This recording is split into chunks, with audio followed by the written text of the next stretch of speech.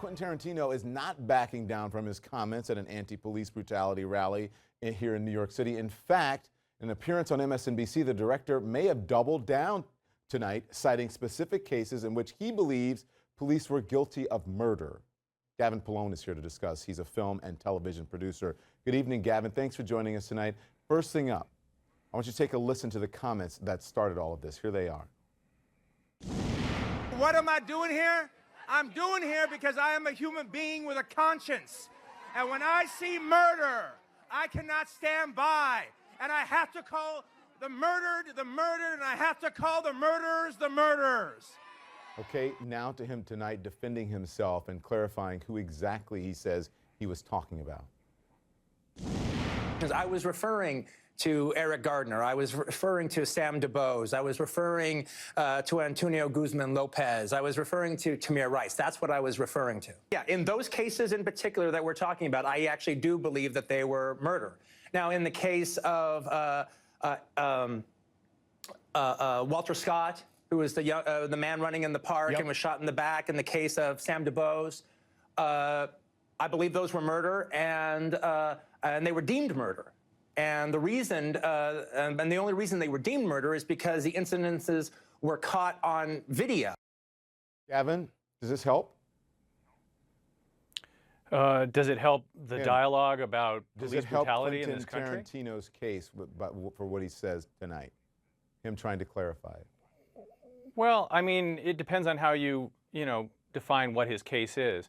I mean, I disagree with him. I don't think all of those cases are murder. I think that they are elements of, lethal mistakes. And I think we got to be addressing that in this country, and we have to be addressing racism. I really don't agree with the tone of the protest, which referred to genocide in connection with, the police in this country, and we're generalizing about most police. I mean, the fact is, there's not a news story about the 99.99% of the police officers who don't do anything wrong and who are out there doing a good job for the rest of us. But at the same time, I would also say that I am slightly inspired by Quentin Tarantino and the fact that he is not doing what so many people in the entertainment industry do, which is ultimately phony. They get themselves into a scrape that could affect their career. And do a fake apology. Something like this, where people want to boycott, and then all of a sudden they're going to meet with leaders from the police union, if he were to do that, or the offended party, and they're begging for forgiveness, and they are promising that they're going to do something in the future to help them. And he's kind of sticking by his guns. And clearly this is not going to help his career and not going to help the release of this movie. It's not the kind of publicity that he wanted to get. So you don't believe that, because people say, there's no such thing as bad publicity, because that may just make people want to go see his movie even more. You don't think so? Oh, well, you tell that to Mel Gibson. Now, there's bad publicity, and you can be drummed out of the business if you touch on certain kind of topics that people, especially the higher ups and the powerful people in the business, think are going to be detrimental to the revenue generators that they have, like their movies. And so people invested a lot of money. The Weinstein Company invested a lot of money in this movie. And I'm sure this is not what they were hoping for when they were thinking about what they wanted the publicity for the movie and the marketing for the movie to be like. So, Gavin, why do you think that his comments, Quentin Tarantino's comments, have gotten so much more backlash than many other celebrities that have spoken out? Probably the use of the word murder. I don't know that I've heard that.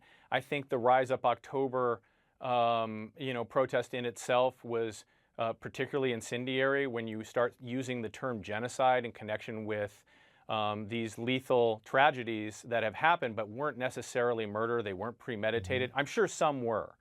But I think that, and also just the fact that there's been some violence against police also, and they seem to be connected to some of the protests that are taking place. So I feel like it was the nature of what he was saying, and I think it was the nature of that particular protest where he went to speak. And now the fact that he's not backing down is probably just enraging people further. But he does have a right, like the rest of us, to express himself. Absolutely. That's what freedom of speech is all about. Freedom of speech is not about when someone talks about something and you agree with them. Exactly. It's about when you don't agree. And I think it's commendable that if he really believes in all of this, even though, like I said, I disagree with a lot of what he's saying, that he's standing up and that he's not backing down. Okay, that said, for me, it was surprising, and this isn't a slam against anyone, this is just strategy. why would he go on MSNBC, which is essentially preaching to the choir, preaching to the chorus? Why wouldn't he go on someplace like Fox or someplace like CNN, where he may not be preaching to the people who necessarily feel the way he feels? It was an audience that was like, okay, we're already with you. Why do that? So that's why when I asked you, do you think it helped his case, was he just speaking in a vacuum? Oh, it helped his case that he was trying to make that. Well, I mean, what was that case? I mean, he basically reiterated what he had been saying before. He only backed off a little bit by saying that not all police are murderers. But in the context of that protest and what he was saying at that protest, it certainly came off that he was making a vast generalization, like everybody else at that protest, that the police in general are murderers. Yeah. So maybe he backed off of it a little bit. But I agree with you. I think it was a weak explanation on his part to go on MSNBC and say what he said. I don't think it's changed. I don't think it's changed anything. And I think the people that are going to boycott his movie are going to boycott his movie. The people that might protest his movie are going to protest his movie. On the other side, probably some other people who really agree with him have been activated and will probably go see the movie in protest to the protesters. Yeah, good point, Gavin Polone.